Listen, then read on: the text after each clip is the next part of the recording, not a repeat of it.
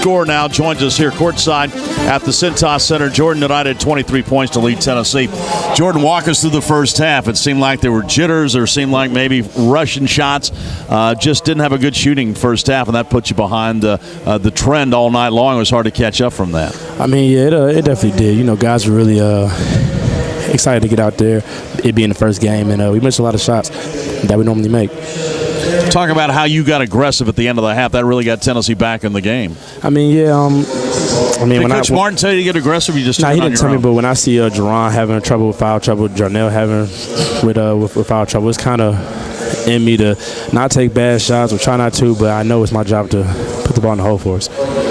What really hurt us tonight, Jordan, was points in the paint. They had 44. We had 32. We just couldn't stop that big left-handed kid, Steinkamp, and I guess getting in foul trouble had a lot to do with that. I mean, yeah, it did. They made. I mean, I think their bigs did a great job of going in early and attacking Jarnell and Jerron. With the way they caught the game, I'm gonna have to tell Jarnell and Jerron they have to attack the bigs first, put pressure on the refs to make fouls on them and not us. Jordan, you brought up a point there. What about the officiating tonight in terms of how they call the game? Is this still an adjustment period for all the players figuring out what's a foul and what isn't a foul now? I mean, it's tough. You know, it was a couple times we guarded for the whole time, and then we fouled at just a hand check. Those right there is when it really gets hard for us. Just those little ticky-tack fouls there. But I mean, it's gonna be like that all year, so we gotta. Yeah, you got to adjust the officiating every game, even more so than in the past. Yeah, I mean, we have to. I told you, we have to have Jarnell and Jerron out there. Jarnell only paid 20 minutes for us to win. Jarnell's going to have to rinse out of foul trouble. Jordan, the shots you made out at the end to keep us alive, did you feel like you got fouled on that? It looked like the guy hit you low. I mean, from the way that they called the game, it was definitely a foul. I mean, from how they called it, you can't touch anybody, and you were touched for sure. Yeah.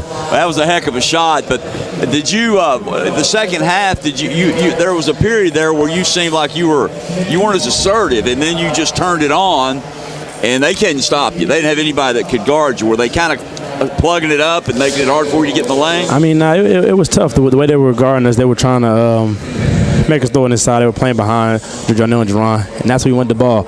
I mean, they're not going to have a game like this where, you know, they're not making their hooks and things like that. So, I mean, we'll be fine. I thought it helped some when it seemed like Jarnell and Jerron came out from under the basket some in the second half, and that opened it up a little bit. Yeah, it did.